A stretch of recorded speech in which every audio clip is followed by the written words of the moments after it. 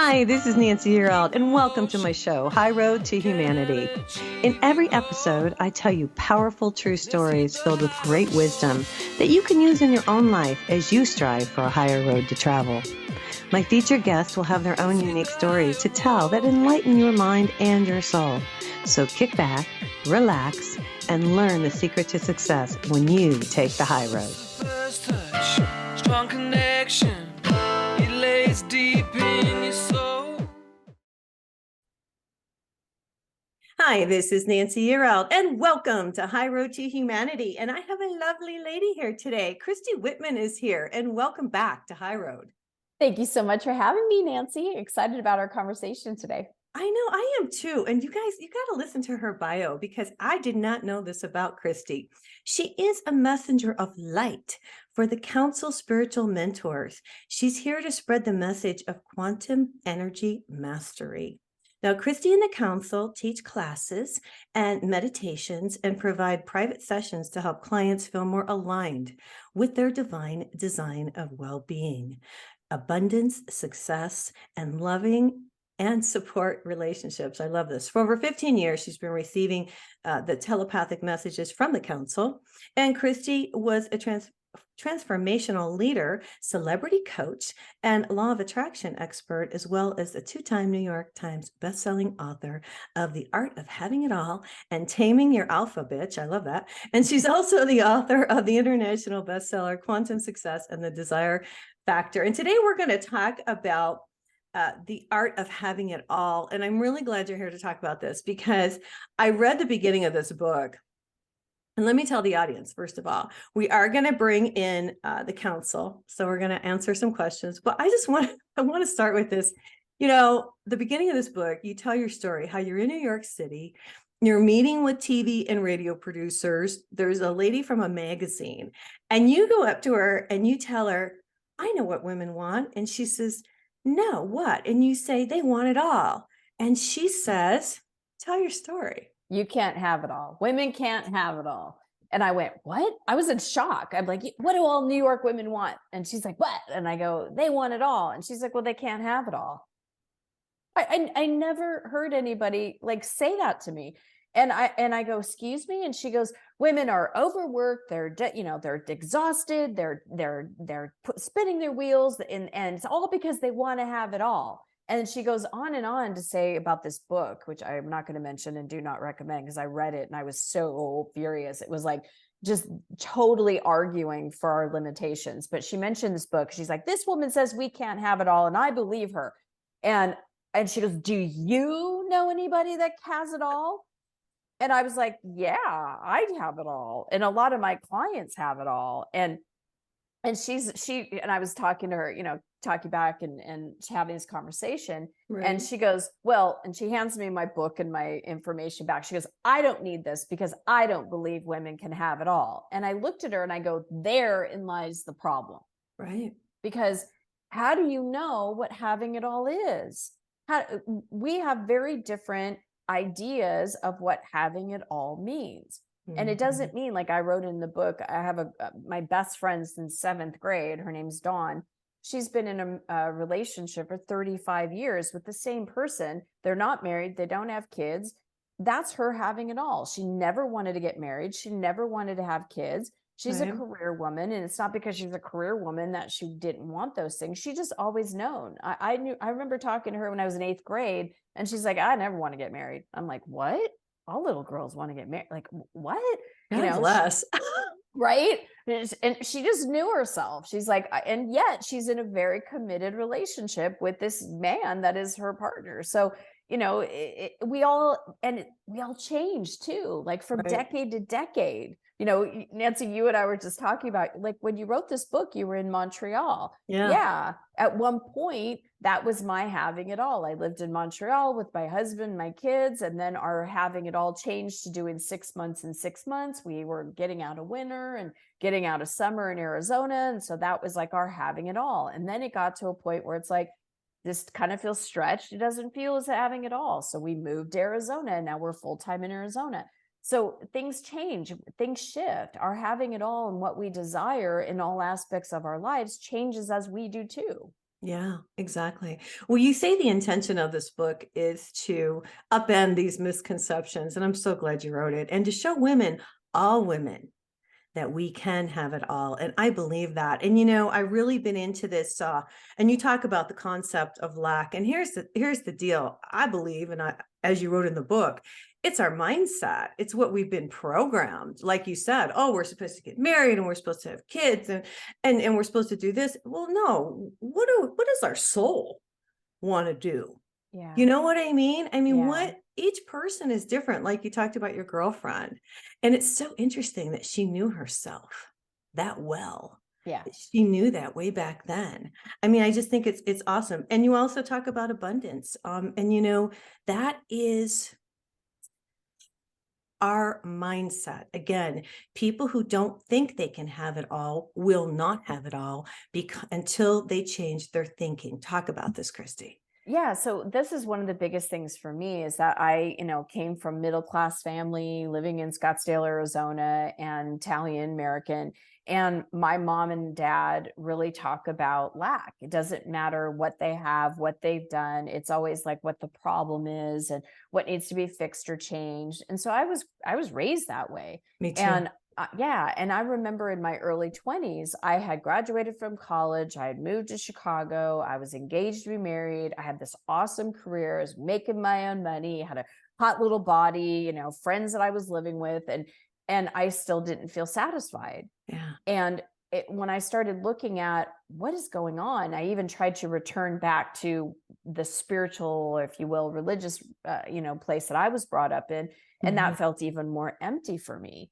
Right. And what I realized was by moving to California and shifting a lot of things, it was a big move and a big shift. But I met a meditation teacher who taught me that I create my own reality. Right. And that when she said that to me, I was like, yeah, I know that to be true. I don't know how I know that to be true, but I mean, this is over 25 years ago. It was before internet and all that stuff, before The Secret came out and all that. Yeah. And I said, well, how? And she said, by your thoughts, you're either repelling things from you or attracting things to you based on the way you think. Right. And that was the first time for me that I realized that I wasn't my thoughts. And when I started to pay attention to my thoughts, I realized how negative my thoughts were, Right. how I would beat myself up, how whatever I did, it was never going to be enough. And I started to just study and learn where I could from different teachers and through meditation, receiving messages that there are different aspects of a mindset. There's actually three. There's lack, which never feels good. There's satisfaction, which, nothing's wrong, but nothing's like over the moon. It's like, yeah, I'm good. Okay. And then there's abundance. Like that's where it's like all things are possible. I could have it all. This is where you're absolutely not limited. It's just full of potential, what we want to create in our lives at any age and at any stage. And so when we are feeling bad, it's because we are in lack. When we're in the place of satisfaction, like I said, we can look for positive aspects. We could feel like, yeah, I'm good. But when we're in abundance, this is when we're like, all things are possible. And those are three very distinct states of being. Right. It took me a long time to realize that the creator, I call him God, gives us the prosperity. That's where the prosperity comes from. And yet, it took me a long time to realize that. I didn't realize, and I don't think a lot of people do, that when you're connected with the divine, he wants us, he, whatever you want to call it, that energy wants us to be prosperous. And all we have to do is connect and ask. Yes. It's pretty amazing because we have this whole idea, and this comes from a lack mentality too. And it comes from our grandparents and our parents that if you want something, you have to work really, really hard. Yes. You have to work your ass off. Excuse my French today. Yeah. But you do. That's how I grew up too. My mom and dad grew up in the Depression. Yes. And so I grew up just like you with that sense of lack. And I think a lot of people who watch the show and listen to it, and you have to change that programming. This might be a good time to bring in the council and see what messages they have for my audience today. And I just want to thank you, by the way. Oh, Yeah, absolutely. Thank you for being here, or thank you Yes. for letting me be here. Of Yeah. course, of course. Thank you for My being here, and pleasure. I'm glad I'm here. Yeah, I'm So glad I'm let here me- too for a while anyway. Let me go get them.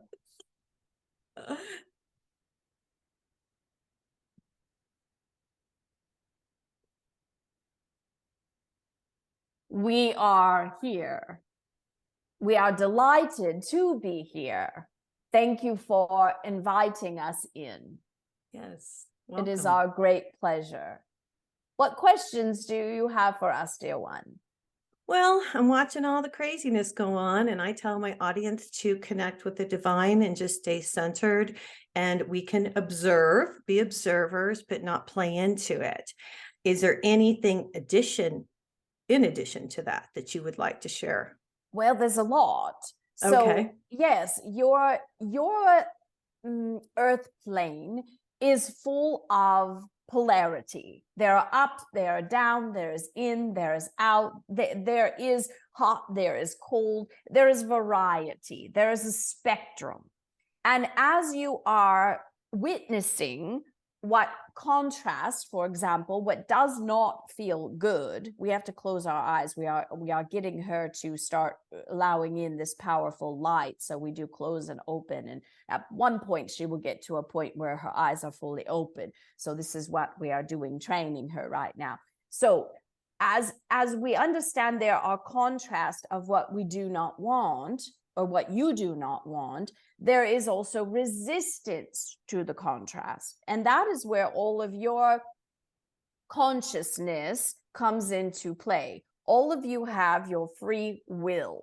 You have your free will and choice in what you say, in what you think, in what you put, the pictures you put in your mind, which is very creative, which is a belief that creates more. Mhm. And what you feel or push down or don't feel, and then what you do, the actions that you take. That's your consciousness. Now, when your consciousness as a human being is connected to the divine consciousness, divine will of, like what you were saying, Yes. the divine wants you to be prosperous. The divine created you, divinely designed you to be abundant, to be success, to be in all relationship with love and support, which then in any form creates that, and to be well, to be whole.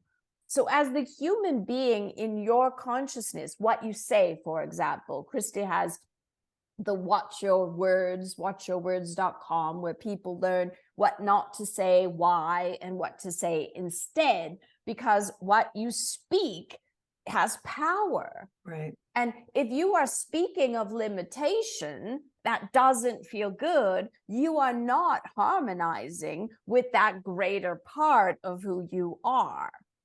When you are speaking of what you prefer and what you're looking forward to and what excites you, then you are in alignment, because that's where your inner being hangs out. That's what your God, your divine, your infinite intelligence wants for all of you. When you were before a human being and you were in a soul body, you were not kicked into some black hole and nobody pushed you into this earth thing. You went, in my choice, because it's all attraction-based universe, not an assertion, you were not pushed into anything. And so we do not recommend you push yourselves into anything here. It's all by choice. That's why each and every one of you humans has been given free will and choice. There's nobody that's thinking for you. You think for yourselves. And in that, you can choose. You can choose what feels good for you. And when you feel good, that's when you are in alignment with the greater good. Right. Now, I tell the audience to bring in the light, to bring up the light from Gaia. I know this is healing. I feel it's healing. I also feel that's how we obtain information and stay balanced. And so to me, the most important thing that people can learn is to connect, because I think we've lost that connection. Well, we would say this: if all of you were finding your connection, there would be a lot less unhappy people, and there would be a lot less unhappy behaviors, and there would be a lot less people focusing on lack, which brings up the fear and the worry and the disappointment and the anger and the sadness. As everybody would learn to calibrate with their natural God-given good, then you would feel good and you would be using your powers to create instead of pushing against. You're all using your powers to manifest. All of you are creators and manifestors. You cannot not create, but are you pushing against something you do not desire or want, or are you focusing on what you want to create?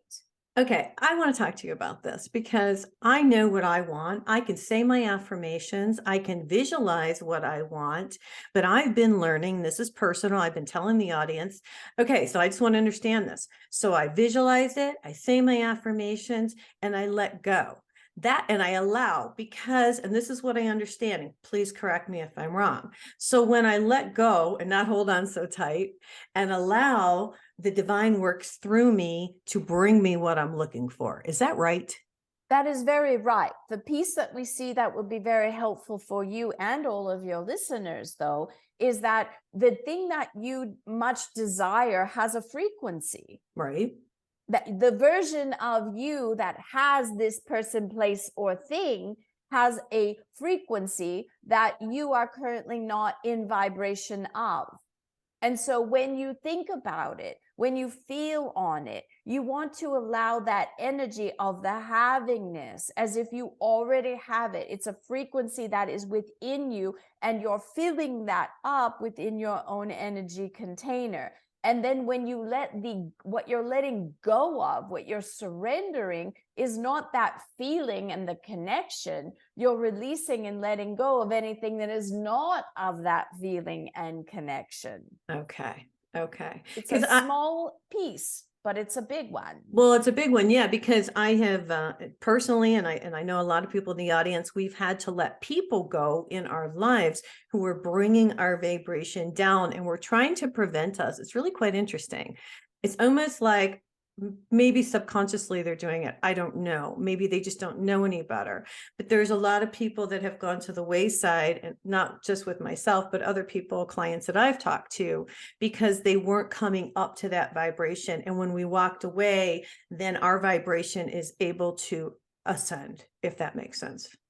It is. And yet it is interesting because you are created to have loving and supportive relationships. Yeah. So when you have someone that is challenging, now it might be someone like a mother or a father. Christy has a very challenging relationship with her mother and her father. But because it's a mother-father relationship, she creates boundaries and she does what she needs to do to be aligned and to find the places within her that those buttons get pushed, so that she knows those buttons getting pushed are hers. And so she is the one that releases the energy of it and heals from it. So this is not a relationship that she wants to cut off from, but it's a different learning in how to relate. When it comes to well, she was married before. And when she left that first marriage, yes, she didn't have that vibration pulling her down. She was able to expand, whether it's a friend or sometimes in other parts of people that are in her family. Maybe it's cousins that she chooses not to engage with because it doesn't feel good. So you could either do one of two things. You can either find your footing and your alignment, which a lot of times, like Christy says, it feels like a lot of work. But the key to all of that is compassion. Right. Do you mind us if we give example? No, go for it. I want to hear. So Christy's mother and father, they have a very tumultuous relationship, very bickery. The more they bicker, that's how they communicate. It doesn't feel good to be around them for too long. And one particular day during 2020, she was bringing her parents some food, and her mother answered the door. And while she answered the door, she was screaming at her father. And her father was screaming at her. And Christy's thinking, this is going to be a very quick drop-off visit.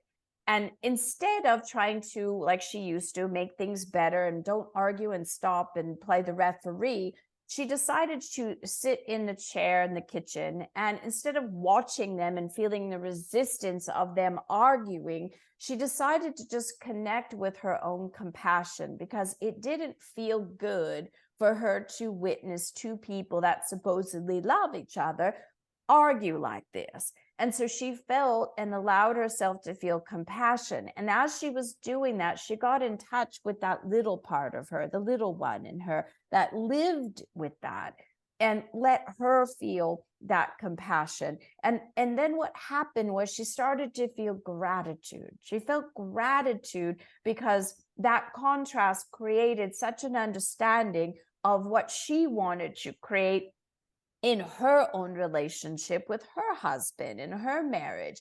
And she started to feel gratitude for her husband. And then she was feeling gratitude for her children and gratitude for herself, for the environment that her children got to be raised in. All of this, it was an energetic shift within her to feel compassion instead of push against.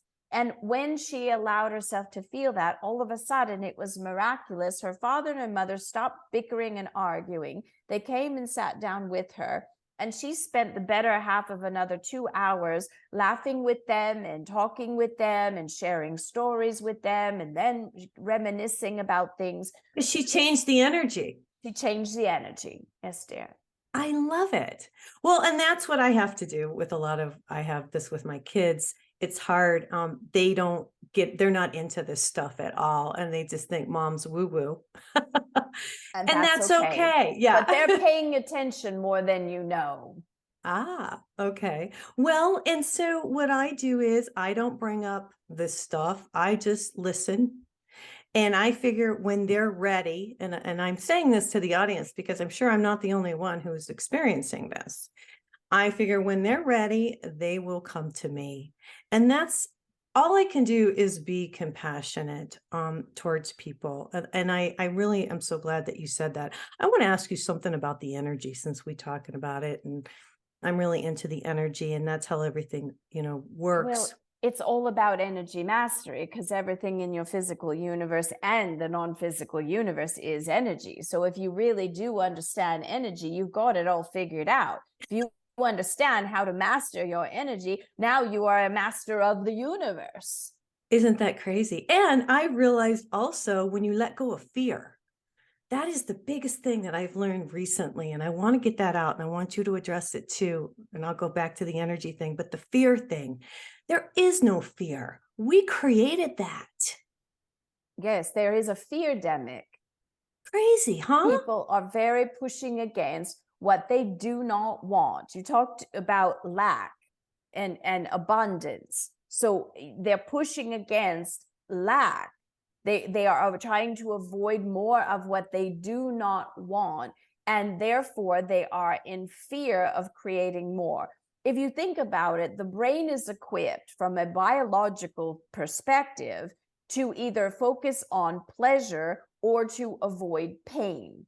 And when there is an energetic bushwhack, when energy gets stuck into the body, or a situation happens that you do not want to have again, instead of opening up to what you do want, most people push against the avoidance of, or the push against the pain, so they do not feel that anymore. And that's where the fear comes up.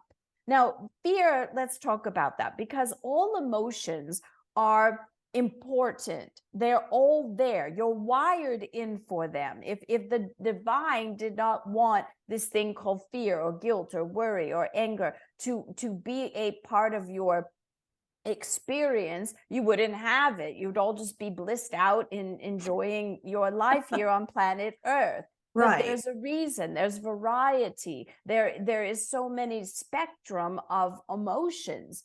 And so fear it is something for you to listen to and utilize as an awareness. If you're walking at night and there's a dark alley and you start to feel a little bit of fear, that fear lets you know that you might need to pay attention. Right. So it's not about never feeling fear again. It's about don't coming from the set point. That's all you fear. That's how you live your life. That's the lens through which you look through is the fear lens. Well, maybe I'm a little Pollyanna, but I think that if I'm not afraid, I just feel like God takes care of me and I don't need to worry.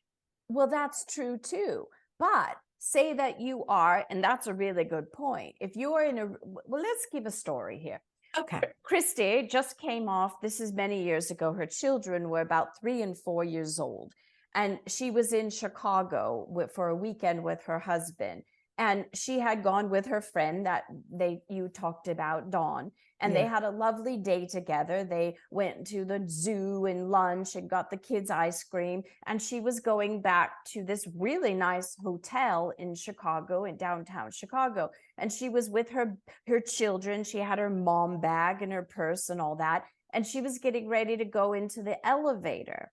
We talked about this in the book. And she noticed a gentleman that didn't really look like he belonged at this type of hotel, the way he was dressed, his energy, everything about it. And so she thought, well, I don't have to be in fear, I'm in light. Right. And so she walked into the elevator, and this man, same man she was observing, came in the elevator alone with her and her 2 boys. And all of a sudden, at the last minute, the doorway started to close, and another gentleman that looked like the other one jumped in as well. And the elevator started to close. And all of a sudden, an arm came in, and a man said, "You get out, and you get out," to these gentlemen. And they got out of the elevator. The man got in, the elevator closed. He turned around to Christy and he said, "These 2 men were about to rob or attack or worse. And I am a bellman at this hotel." And he went up to the next level. He said, "You are fine now." He got out of the elevator and the elevator closed, and the kids had no idea what was happening. But she thought, was that Batman? I mean, it was like it all happened so fast. She couldn't even register what had happened. Went up to her hotel room, got them settled to watch a movie. And then she realized, I'm so protected. Correct. That's divine intervention. I love it. Well, yeah. And I want to let's go back to energy, because I have a really big question for you, because I've had a lot of trouble, and I know other people have too. You know, I'm a light being, and people want to take my energy, and it's been very difficult to even go to get a massage. Okay, so here's the difference. We did a talk about this, and it's on Christy's YouTube channel. We did a whole series in Sedona. Here's the when you are a light worker, you're sensitive to energy, and some would call you empaths. And then you're not meant to be a light worker and have this light and have to not get energy work done, or to go out in public, or to go shopping, or to be around other people. The difference is, and this is important for everybody to understand, every single human being is an energy receiver. You are an energy container, and you are an energy transmitter. Right. So as you are going around and someone is sending their energy into you, you feel that, and then it drops your own energy. Yeah. The cure for that is, before you go into a public place or do any of these things, is to fill yourself up, every single cell, your mind, your emotions, and feel your energy bubble all around you, because now you are full. You know, nothing, it's, if you had a full container full of water, you can't pour anything else in it because it doesn't get in. It's full. If you are full in your own energy field and you keep allowing yourself to fill up, then, and you're focused on your own light, nobody else's negativity is getting in. It's a retraining of focus from others' energy getting in versus you expanding in your energy. So even though I bring in the light every day, I need to make sure, and so does everybody else, that we really are filling up our field with that white light. Let's Indeed. talk about, we have a little more time. Let's talk about color, because I bring in the color, and I've taught the audience to bring in the colors of the rainbow. I bring in red and yellow and pink and green, and not just the white light do I run through myself. I run through the colors, and I've talked to different people. I feel it's healing. Can you expand upon that? Well, colors are something that is also a frequency. Everything in your universe is energy, and everything, whether it's a sound of music or an instrument playing or something that you are eating or something you are wearing, it's all frequency. And how you translate. So someone would see the purple that Christy is wearing and say, ooh, I don't like that color. And others would go, ooh, I really like that color. Right. You all get to decide what feels good. Some people like certain foods, some people like other certain foods, some people like certain music, other people like certain music. So for each of you, as you look at a color, you might feel like today, yellow is going to feel bright to me. And you want to bring in that yellow because it's another way of connecting with that energy. As we were just speaking about, if you filled up your entire bubble with that color of yellow, and that yellow gives you power or joy, then you can see yourself in this beautiful bubble of joy with that color representing it. What you wear as you choose a color, that helps give you a certain frequency. So yes, by playing with different colors of blues or purples or any of the colors of the chakras, that gives, or the colors of the rainbow, it's no coincidence there, Right. that gives you a different fine tuning of different frequencies. Okay.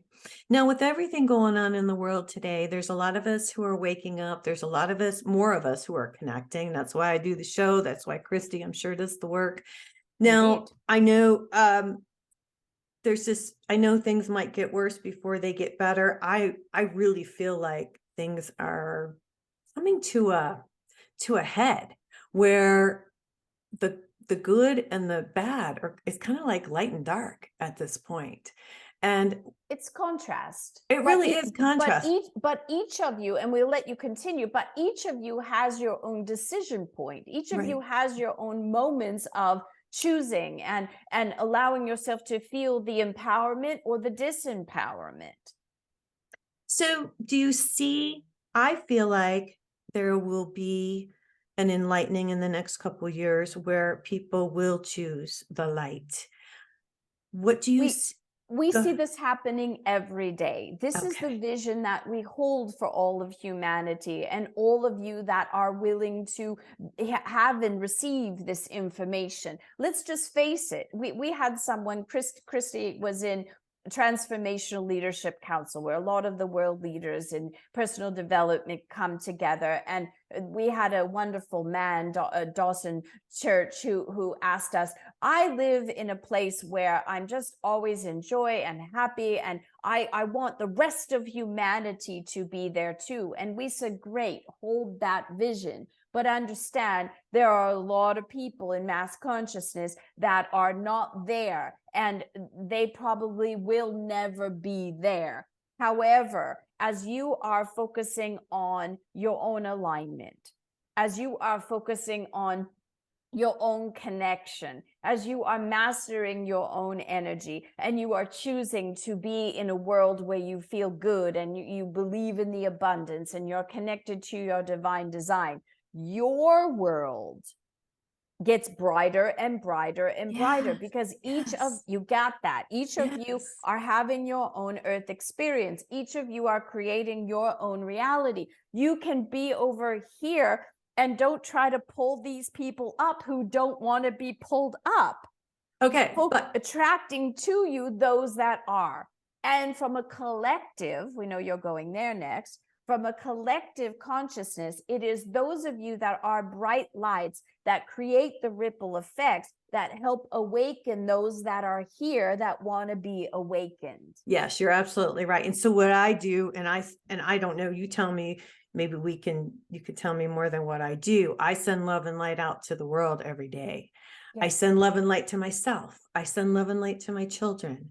I send love and light to people who are nasty, because if I send them love and light, I'm changing their vibration, or maybe I'm changing the vibration around them. I don't know. What do you think? Well, here's the thing. You're changing the opportunity for them. If Okay. you've got someone driving in their car and they're being jerky or they're driving in Yeah. front, instead of you doing it back, you being mad at them or having them affect your mood, and you send in love and light, or you bring compassion to yourself. First of all, it keeps you aligned with your own compassion, which affects everyone and everything around you. And as you send them compassion, they have the opportunity to choose a different vibration. Christy, one time when it was around 2020, she was coming out of her favorite grocery store where she would get her tea, and she was in a really good mood, and she had a tea, and she was getting in her car, and this woman with a very aggressive car, very bright yellow Camaro, came, and she felt like she was going to get hit, and her eyes popped open like she was shocked. The woman, before she could even put her car in gear, popped out of the car and started screaming at Christy for literally doing nothing, and said, "What the F is your problem?" And Christy's like, "Nothing. I don't have a problem." And she got in her car and she's like, "What the hell was that about? Where did I get that attack?" And so she just let herself feel the compassion of that, because that did not feel good. Right. And then she let herself feel the anger of that, because that again did not feel good. So as she was allowing herself to feel the compassion for herself of that attack, she then thought, wow, that woman really must have a bad day going on. That woman, to be able to be that nasty, really must be in a lot of pain. So she started sending compassion to her. Now, it's up to, as we said before, each of you has free will and choice. That woman had the choice to stay in the nastiness, or she had a choice to feel that compassion energy and move into that. Some will, some won't, but it's okay as long as you are continuing to be the light that you are and expanding that light of compassion. That is where you are adding and expressing more light in this world. Okay. And you get really rewarded when you do that. Yeah, It's like your children. yeah. You can give and give and give, but it's up to them to choose and receive. You all have free will. Nothing is being imposed on you. Yeah, and it's really difficult. A lot of times you get angry and you have to turn that anger into compassion, or I don't know what the word is.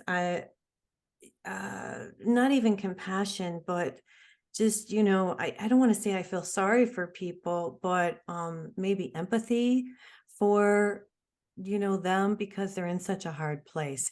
I want to talk about the inner child a little bit before we get out of here today. It took me a long time to realize that I had to work with my inner child. I used to make fun of it, and it's not something you make fun of. It's actually this little person that's still there, that maybe was damaged. A lot of us have this in childhood for whatever reason. And then we have to work on ourselves to make that inner child feel happy. And we have to recognize that inner child. Can you address this a little bit so I have a better understanding? We would love to, dear. So all time in your universe is simultaneous. You have a past self, you have future selves. So time is, yes, linear, but if you were to think of a song from a past, that song can bring you right back to that moment. That inner child, if you want to say that, either developed and grew, or they got stuck in an idea, in a time, a decision. They got stuck. Maybe someone said a name, or called them a name, or they had a certain thing. These are times, and it happens all throughout your time, where you can either expand from an experience, or you can constrict from an experience. Okay. And that constriction is a closing down of energy. We like to think of it this way. It's like a caged lion that is in a cage that wants to get out, and it's spiraling and spiraling and spiraling. That stuck part, or that unevolved part, that fragmented part, is stuck but that creates an energetic vortex because energy doesn't just sit down. It is constantly moving. So you are attracting from those things. That's what becomes the subconscious, the whole subconscious body. So when you feel I'm stuck, or I feel like no matter what action I do, I can't seem to get ahead, or I do my best in a relationship, but then it falls apart again. So these parts all along the way are what get fragmented. And it's like if you're playing with Play-Doh and you're playing with it, and parts of the Play-Doh get taken away, or they get, spread out. It's up to the main part of the Play-Doh to then go and gather back those parts, to clean it up and to bring it all back into wholeness and oneness. This is what it's like as an adult when you feel something pulling you back, when you feel a button got pushed, when you feel a reaction that happened, when you have a thought that says you can't do something. This is up to you to then bring those parts back into alignment. We'll give you an example. A couple of years ago, Christy was working with a pretty top celebrity, and the celebrity happened to be in town down in Tempe, which is about 40 minutes away from where Christy lives.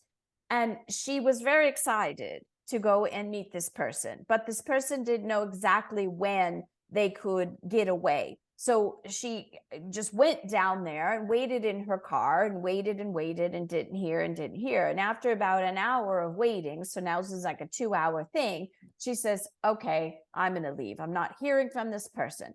So she felt sad because she was looking forward to it. It was a letdown. Yeah. So she processed her sadness, allowed her sadness to release. And then she felt angry, like, what the heck? My time's important too. So it was a whole nother level of emotions that came up, and she easily was processing her emotions of anger. When it came to the disappointment, she just started blocking it down. And we said, pull over. So she pulled her car over, and we said, why is it that you will allow yourself to feel the sadness and let it go? You allow yourself to feel the anger and you let it go. But once the energy of disappointment comes up, you block it away.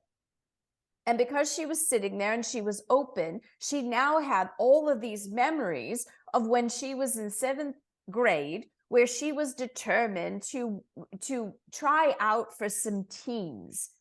She wanted to be a part of some teams. So she's going to go try out for softball. And on her way out the door, her mom says to her, now, don't be disappointed if you don't get it. Oh my gosh. Yes. Great inspiration talk. Yeah. So she's already got that on her mind. She goes and she gets the news that she didn't get it. So she comes back and her mom says, well, life is full of disappointments. Yeah. Now this and this happened. She went back and she tried out for cheer. She didn't make it. As she was leaving the door, don't be disappointed if you don't get it. She didn't get it. Life is full of disappointments. This is getting ingrained in her. She goes and tries out for tennis. Same thing. Tries out for track. She doesn't like to run, but same thing. Basketball. She's the smallest little thing ever. Doesn't get it. So this messaging of don't be disappointed and life is full of disappointments. That is a mixed message right here. Don't feel disappointment, and life is full of disappointments. So don't feel life, because life is full of disappointments. So in this moment, she's realizing this, going, oh, wow, this is what was communicated. This is what was drilled in. Life is full of disappointments. In that moment, she was either able to gather up all of those parts of her, let herself feel the disappointment, which, let's face it, if there's disappointment, you need to feel it, or it gets stuck in the body.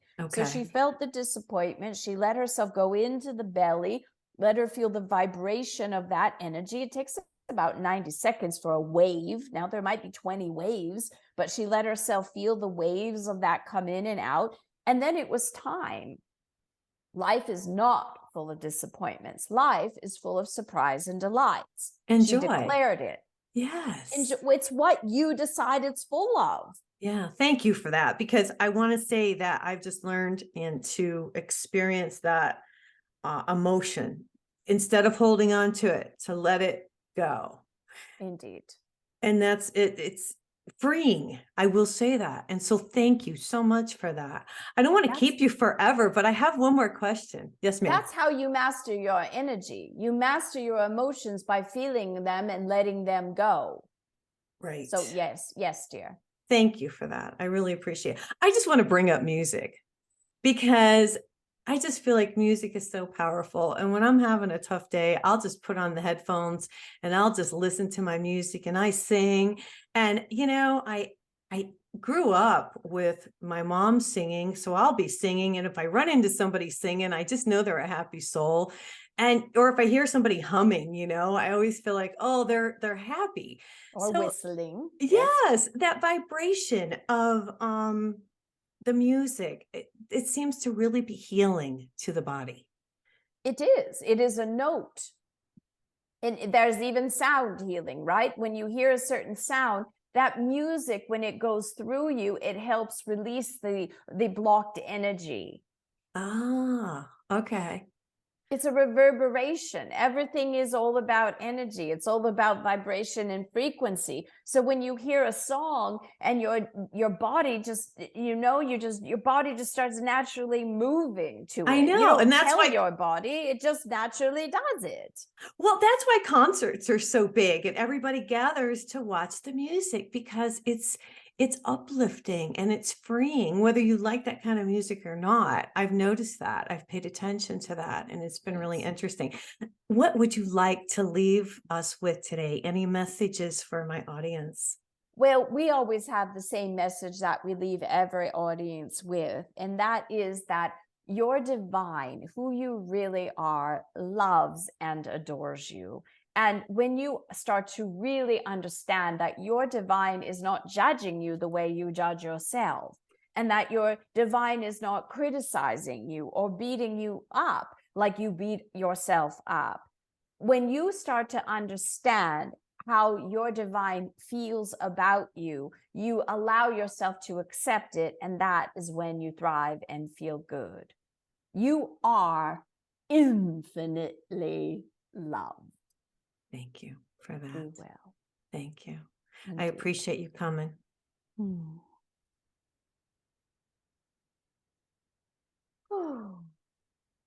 just allow yourself to receive a nice downpouring of light. Just breathing in light.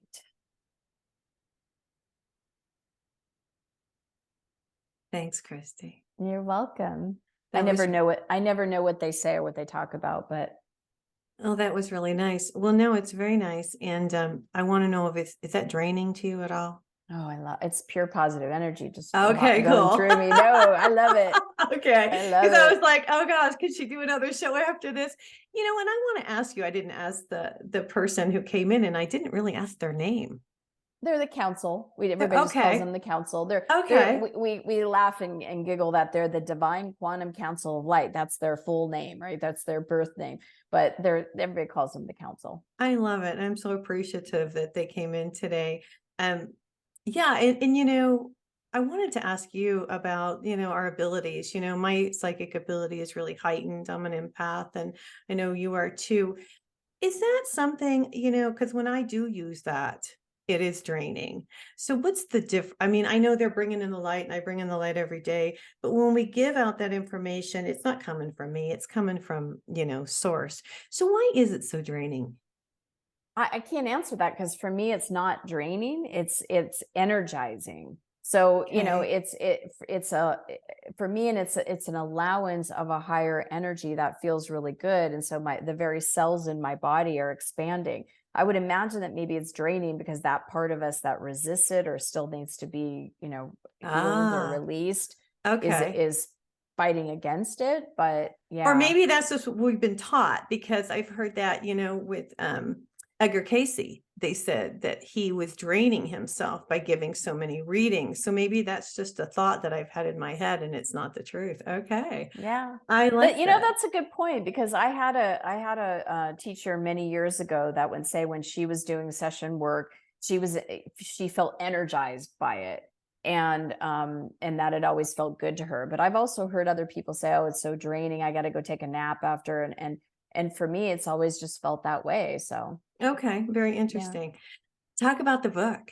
What a great book. How well is it done? Tell me some, good stories about it. Well, Anything? I mean, it hit the New York Times, and I'm very grateful for that. It hit the New York Times bestseller list, and it's been really well received because it's helped people really shift what's possible for them. I remember when she was a young interviewer for a blog that interviewed me during the time it came out, and she said, I recently got married, and both my mother-in-law and my mom are constantly bugging my husband and I about when are we going to have kids.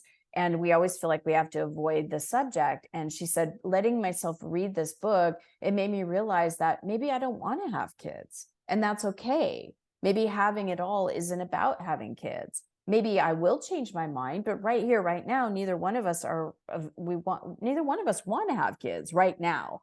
And Mhm. it's like it's really about giving yourself permission, Yeah. no matter what stage you're at, to ask yourself, what do I really want? What would I really love?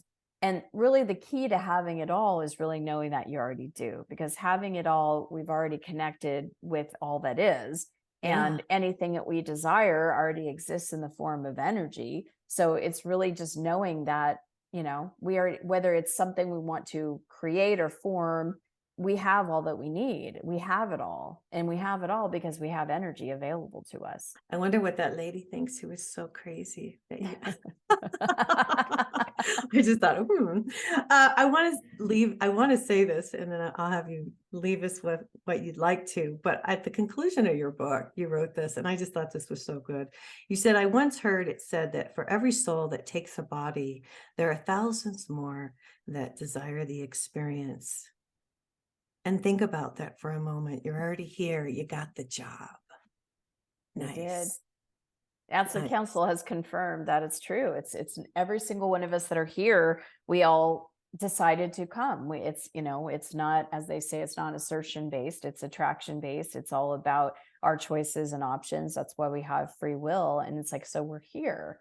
We're already here. And another aspect of it too is biologically, when you think about it, how many sperm had to get into the egg? Our sperm is the winner. So not only biologically from the third dimension, we got the job, we got it, from a spiritual perspective too. So double winner, chicken dinner, right? It's like, why don't we live life from that place of, I'm here, I want to be here. What do I want to create? All is well. Now what? Yeah, we are the blessing. We are the Yeah. blessing. We really are. Christy Whitman, thank you. Thank you so much for having me, Nancy. I appreciate you. Yes, I appreciate you. The art of having it all, you guys. And her website is her name, ChristyWhitman.com. All right, guys, we're going to get out of here for today. Everybody have a fabulous week, and God bless.